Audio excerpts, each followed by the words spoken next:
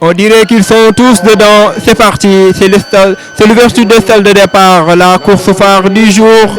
Le groupe 1 d'Amel Teigne va tout de suite s'installer aux commandes avec une longueur. Darou Khoudoss côté corde. Il va chercher à mener le peloton monté par Fallou Diop. Magistrat en troisième position monté par Momod Dieye. Dardas, Mahafal, Alfat et Auguste vont constituer le deuxième peloton. Darou Khoudoss mène le peloton avec à peine une longueur, mais Magistrat va tout de suite le doubler avec son jockey Momod Dieye. Momar Dieye du moins am nañu lu toll ak 500 mètres. Magistrat génn na. Magistrat moo génn en deuxième position. Darou Khoudoss moo fa nekk écurie Lamba Fakh casaque jaune bleu. Troisième position d'Amel Teigne monté par Baylay.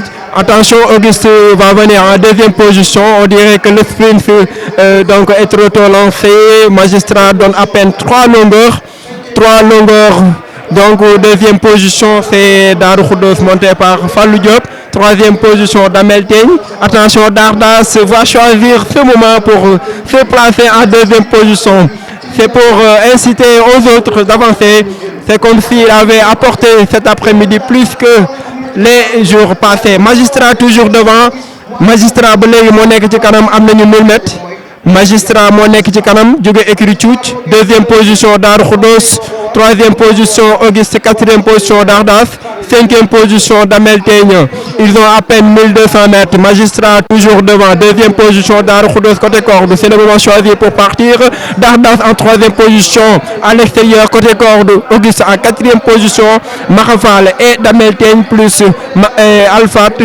Donc partagent le même peloton. C'est le moment choisi par Darou Khoudoss pour essayer d'élever le niveau. En tout cas, Darou Khoudoss moo nekk ci kanam. Deuxième position Auguste monté par Mohamed Gadiaga. Troisième position Dardas. Quatrième position attention Alfat dawal nañu ko en troisième position. ñoom ñëpp ànd nañu dawal isolé nañu ki nga xam ne mooy Mahafal. Troisième position Mahafal lancé complètement sur la piste.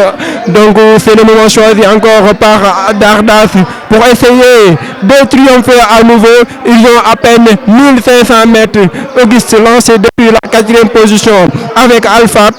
Attention, Mahafal mène le peloton. Mahafal de l'écurie Réunie monté par Ousmane Sow. Deuxième position, c'est Dardas monté par Ngandje. Les deux sont issus de l'écurie Réunie. Ils vont certainement montrer encore qu'ils sont toujours là. L'écurie Réunie du professeur Zahid Thiam. Les deux chevaux issus de cette même écurie dispute la victoire pour la course du groupe 1. ba léegi Dardas mel na ni moo ne ci kanam. Dardas Mahafal rawaat na groupe 1 bi.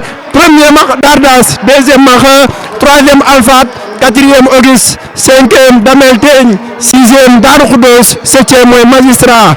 Écurie Réunie ñoom ñoo jiitu ñoo raw premier, deuxième ak troisième. Premier Dardas, deuxième mooy Maha, troisième Alfat,